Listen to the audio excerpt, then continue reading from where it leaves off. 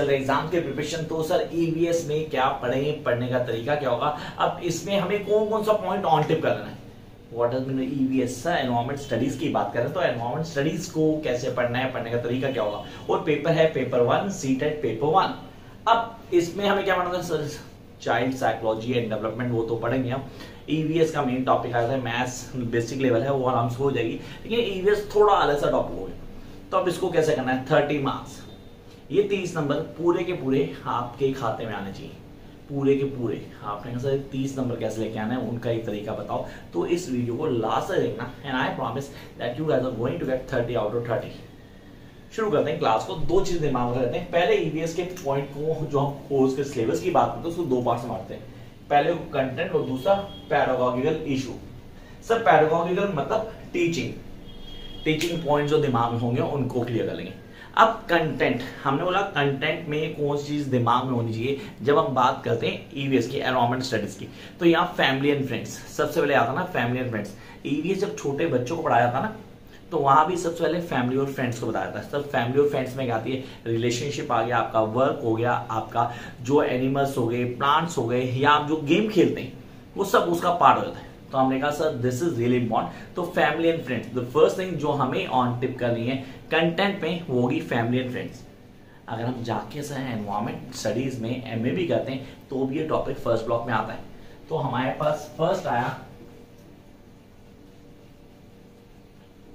Family and friends. कितने question expect कर सकते हैं, we can expect 2 to 3 question from this particular block. 2 से 3 question, seriously 2 to 3 question you can expect from this particular block. क्योंकि sir family और friends में मेरे पास खेल, खाना पीना, दोस्त, जानवर जो सारे साथ में है वो सब आते हैं।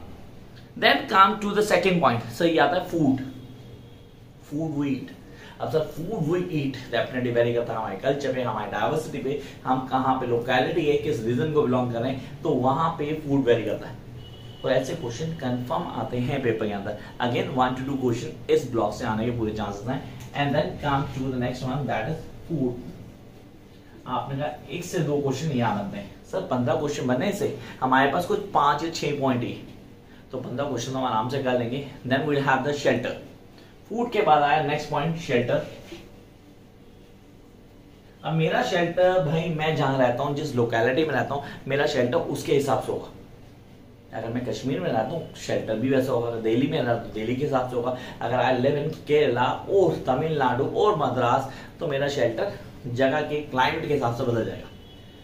अगेन 2 to 3 क्वेश्चंस, इसको भी थोड़ा चेंज करते हैं हम, इसको बोलते हैं यहाँ भी 2 से 3 क्वेश्चन बन सकते हैं। तो फूड हो गया और शेल्टर हो गया, सब फैमिली हो गई, फ्रेंड्स हो गए, फूड हो गया, शेल्टर हो गया। Now jump to the next point that is water. Water cycle का आएगा, नेसेसिटी वाटर आएगा।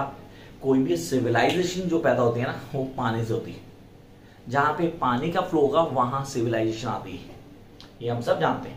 And the importance of water I need to mention, हम सब जानते हैं कि बिना पानी के सर्वाइवल नहीं है। तो यहाँ वाटर का रोल, वाटर पे भी क्वेश्चन आते हैं, 2 से 3 क्वेश्चंस बनते हैं। तो आपने सर 2 to 3 क्वेश्चन बनते हैं वाटर के ऊपर। बट नेक्स्ट पॉइंट डेफिनेटली अभी तक जितने भी बड़े उनमें से सबसे important that is travel. India में तो ट्रैवलिंग नहीं की फिर तो सीरियसली बहुत बड़ी गलती की है। तो ट्रैवलिंग बनती है, इंडिया ही घूम लो, पूरी दुनिया मत घूमो, वो था हमारे पास। तो हमने कहा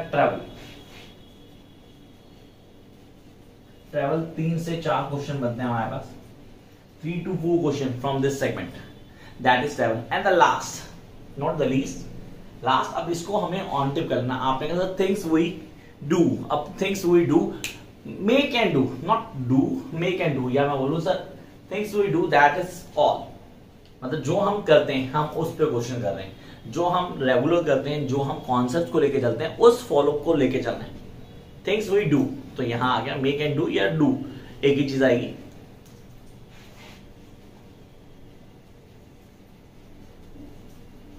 क्वेश्चन 1 से 2 बनते हैं। तो भाई ये थे वो कोर्स कंटेंट जो आपको करने हैं, किसके लिए, एनवायरमेंट के लिए, पार्ट 1 से। तो पार्ट 1 का कंटेंट मैंने बता दिया कि ये है, इसके ऊपर काम करना है। अब आते हैं पार्ट 2 के ऊपर, डेफिनेटली इंपॉर्टेंट है। ये आगे पैडागोजी इशू। सर पहला पैडागोजी इशू आता है हमारे पास concept and scope of environment studies. Repeat, concept and scope of environment studies. ये एनवायरमेंट स्टडी का कॉन्सेप्ट क्या है, इसका स्कोप कितना है, कैसे काम कर पाएगा, and how fruitful it be. तो आ गया हमारे पास फर्स्ट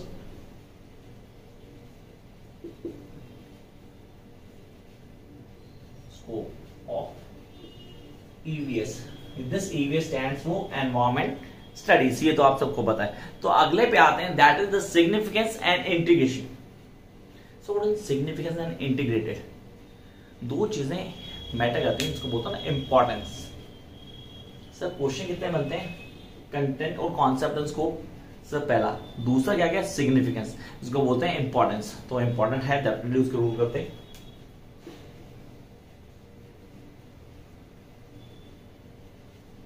इंपॉर्टेंस हो गया। तो first to concept and scope, and the second one we are having the importance, then we are having the reason between environment study and environment education। Sir ये दो चीजें साथ साथ चल रही हैं, एक environment study और दूसरा environment education।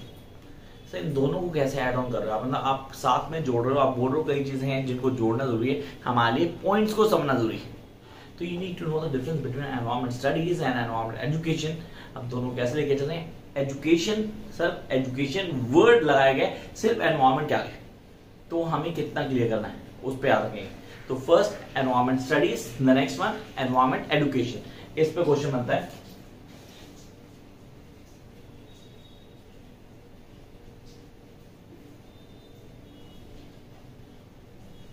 एंड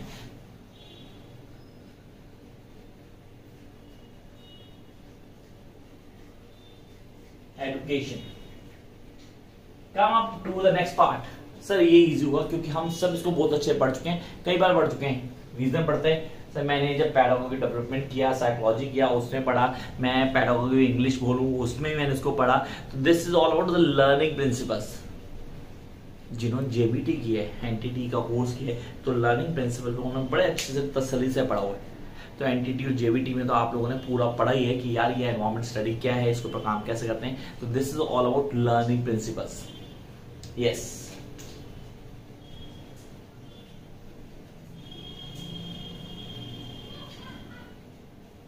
इसके ऊपर काम करेंगे आप, that is learning principles.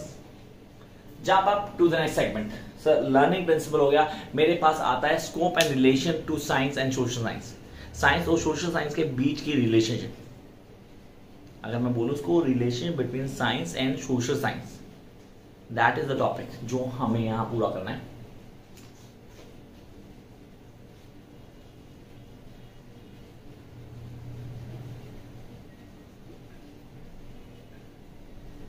Science and social science, SST।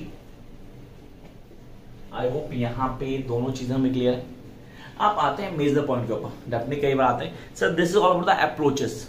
अब अप्रोचेस कौन से अप्रोचेस हैं, सर कौन से अप्रोचेस को लेके चल रहे हैं, कहां पे काम करते हैं। जब हम बात करते हैं environment approaches, this is really important. अब दिस इज रियली इंपॉर्टेंट क्योंकि इसमें कई सारे पॉइंट्स हैं जिनको हमें डिस्कस करना है। इसके साथ हम जोड़ेंगे किसको, सर हम जोड़ेंगे एक्टिविटीज को। Environment approaches along with activity, जिसमें हम एक्सपेरिमेंट वर्क या प्रैक्टिकल वर्क को ऐड ऑन कर लेंगे। 3-4 चीजें एक साथ जोड़ देंगे। तो आपने यहाँ पे इस पे सबसे ज्यादा ध्यान देना, यहाँ सबसे ज्यादा क्वेश्चन आने। तो आपने कहा अप्रोचेस, डेवलपमेंट, प्रैक्टिकल्स, ये सारे के सारे यहां आते हैं जो हमें पता होना चाहिए। अप्रोचेस क्या हैं, डेवलपमेंट क्या है, टेक्निक्स क्या है, एक्टिविटीज पे कितना काम किया गया, वो सारी की सारी आ गई। And then we are having the next one that is really important is CCE। जिन्होंने बीएड की है उनको 100% ये पता है कि CCE क्या होता है, कॉम्प्रिहेंसिव कंटिन्यू इवैल्यूएशन। मतलब लगातार किसी को इवैल्यूएट करना है, हम उसकी पूरी एक्टिविटीज को देख रहे हैं, क्या है, किन चीजों को करना है, फॉलो अप करना है, उस पर काम करना है। इसमें ऐड कर देना डिस्कशन को। तो CC with discussion,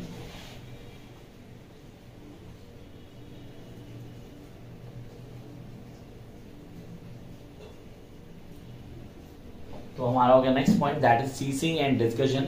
then will come to next one, that is teaching material. Sir teaching material refers to teaching aids. Operation black board याद होगा जिन्होंने बीएड किए, वहाँ पे टीचिंग एड पे पूरा बेस था कि टीचिंग एड होनी चाहिए, पेन होना चाहिए, व्हाइट बोर्ड होना चाहिए। आजकल तो सर स्मार्ट टीवी आ गए क्लासेस के अंदर जिनको यूज किया था बच्चों के लिए। तो टीचिंग एड्स